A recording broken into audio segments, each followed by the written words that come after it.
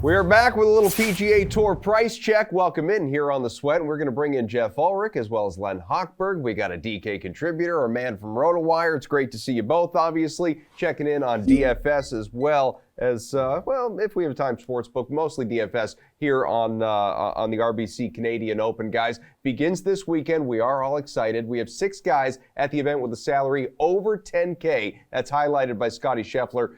Favorite DFS play from that group? Len, we'll start with you. Yeah, Adam, good to be with you. Geoff, hello. This is a challenging week. There are a lot of big name guys at the very top, all those $10,000 guys, but the field falls very far and hard and fast after that. There are only about 19 or 20 guys in the top 100 in the world. If you're going to pay up for one of those guys, you're really going to have to dip into a guy who's far, far back in the world rankings. I'm not sure I'm willing to do that, but since you asked me who my favorite play in that tier is, I'm going to say Rory McIlroy. I really don't think you can go wrong. I expect most of these guys to do well, certainly in this poor field. McIlroy has been playing well just about every week. Top 10s in 2 recent majors. We have 3 very short par 5s on this course. He should chew them up, and a lot of his scoring should come from those 3 holes. Regularly making the cut, 12 out of 13, obviously, here so far, Geoff. So north of 10K, who stands out to you? Yeah, I mean, there's absolutely nothing else going on in the golf world right now. So let's talk about these 10K guys. Look, I mean, Roy, it's hard to get off Rory at this event. You know, he's been top 20 the last 4 starts. The TD Green game is first in long-term and short-term form, even with guys like Scheffler and Thomas in the field. So Rory is obviously playing at a high level. My main worry with Rory is just it seems like everyone's just taking the discount and going to start with Rory. Like, it's almost like they think, well, Scheffler and Thomas are just here for to just get a little bit of warm up in, and they're not going to compete. I mean, I think that for GPPs, it's actually become to the point where fading Rory might actually be the play. Like, you're going to have to go 40, 50% owned Rory McIlroy if you're doing 10 or 20 or more lineups to go overweight him. So there is a path here. I actually really like pivoting to Cam Smith too, is probably, I think, the way to go. I think you look at this course setup, if one of these guys is going to take Rory on directly, I think Cam Smith at 10-3 is someone who could do it, simply for the fact that he's struck the ball actually better on approach than Rory. If we're looking over the last few events, he had 11 strokes on approach at the PGA Championship. And then, again, one area where Cam Smith certainly has Rory's number is around the greens. And these are just small, tricky green structures. So I think pivoting to Cam Smith, maybe using Cam Smith with Rory too, is a unique way to begin lineups. That could work. But I'll say Cam Smith is the probably preferred GPP play for me, for the simple fact you should get lower ownership on him than Rory, who looks like he's going to be the heavy chalk this week. Talking about Tony Finau without Reed Fowler around feels kind of like talking about Robbie Ray without Steve Buchanan on the show, but we just have to do it, guys. I guess it's in the script, it's in the prompter here. Tony Finau, $9,400, Geoff. He's made the cut in 6 straight events. He's finished T41 or better in all of those, including tied for second at the Mexico Open and tied for 4th 2 weeks ago at the Charles Schwab Challenge. So could this be the week? Could it possibly be the week that Finau breaks through for a win and gives you some bang for your buck? How much did Reed pay you to do this segment? How much did he pay you to put it in the script? Just tell me. Come on. How much? He transferred me DK crowns is what it was. Oh, okay. All right. Yeah. Well, you're easy to buy. So, yeah. Look, there's 2 guys I like in the 9K range quite a bit. One of them's not Finau. I think there's a good argument. You could say, well, Finau is just a little bit too cheap for this field. But I like going up to Matthew Fitzpatrick this week. Again, I think you need to look at how this course is set up. It's just really not going to be a place where Tony Finau's sitting out there bombing the ball. It's a short course. It's barely over 7,000 yards. And I think the only reason they've listed it over 7,000 yards is to just say that it's bigger than 7,000 yards. I think it's actually going to play more like 6,900 yards.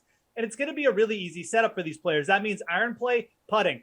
To me, that's Matthew Fitzpatrick and a guy named Chris Kirk at 9,100. I think those are the 2 plays. You look at Fitzpatrick, obviously coming off a missed cut at Memorial. A lot of people be disappointed there, but he gained over 2 strokes off the tee and on approach at Memorial. He just had a disaster week with the putter. Matthew Fitzpatrick is probably the best putter in this field. That's an anomaly. He's played extremely well on shorter courses in his career. He's got a couple wins at Crans and the Omega European Tour Masters over his career, which is actually a very technical kind of comparable setup. And then you got Chris Kirk at 9,100.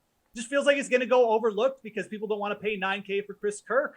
He didn't play well last week, but he's been very consistent. And again, you look at the setup of this course, very, very much where Chris Kirk has his most success, shorter par 70s, Colonial, Sony Open. So give me Kirk and Fitzpatrick in this range. I'll let Reed Fowler roster Tony Finau, not me. Yeah, he's tied up this week anyway. He's probably not playing him. Tied up for the rest of his life, unfortunately. Len, Finau fan or the what? Kids. Well, I have had no contact with Reed Fowler before coming on, but I do like Tony Finau. And I do want to address one point that Geoff made. I mean, some of these guys, we're going to look at their prices and we're going to go, well, I'm not paying for that guy. I'm not paying $9,100 for Chris Kirk, just to use that as an example. I think pretty much most of the guys in this field are going to be higher priced. That's just what it is this week. And we got to get past that mental stumbling block of not wanting to pay up, because that's what they're worth in this field. But Tony Finau has about 10 or 11 guys on the DraftKings board who are ahead of him. He's not even the upper nines. He's in the lower nines. And we think of Tony Finau as a long hitter, as a bomber.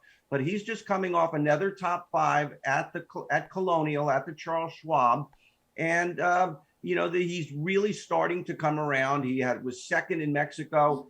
So he's starting to come back after a really dry period following his win at the Northern Trust. He's another guy like Rory McIlroy, should eat up those par 5s. And I think the fact that the greens are very small will help Tony Finau, poor putter. I think it could eliminate a lot of opportunity for 3 putts. I think he does better on short courses than we give him credit for. Guys, we're talking 9s, we're talking 10s, but what about the value in this tournament, Len? Who stands out? Yeah, there are a few guys I always like to go to in shorter courses. They really can't compete on the longer tracks. They really have to make the bulk of their money in the 6, 7, 8 tournaments a year in which these shorter courses. Brendan Todd, 8,200, really favorably priced, coming off third at Colonial. I keep saying the Colonial, the Charles Schwab. He could. He's another guy I like is Tyler Duncan. I'm sure I've mentioned him here. He's been probably, when I've mentioned him, he's been $6,300. He is $7,500 this week. That is sticker shock for Tyler Duncan. But he was 15th at Colonial, 12th at Harbortown short course. And I want to throw out a mention of one other guy making his pro debut, Chris Gotterup, the Haskins Award winner from Oklahoma. These guys come out of college ready to go. He just qualified for the U.S. Open. He was 7th in Puerto Rico as an amateur, 6,300, maybe your best play in the 6,000s. Okay, we have time for one more. We're going to go relatively quick with it. Your favorite DFS play at St. George's this week for the RBC Canadian Open. Geoff, since you're Canadian, naturally, we just have to start with you. Thanks for asking me about my value picks too, Kaufman. I do like David Lipsky as a value. But my favorite play is going to be Chris Kirk, 9,100. Again, I just don't think that many people are going to get on Chris Kirk at this price. But him and Fitzpatrick both due for bounce back after slow week in Memorial, and I love the setup for him. All right. And Len? Yeah, Brendan Todd for me. I mean, I think he might be highly owned because of the attractive price at 8,200. But if you think a guy is going to win the tournament, you can't stay away from him because other people are going to play him. Find your separation elsewhere.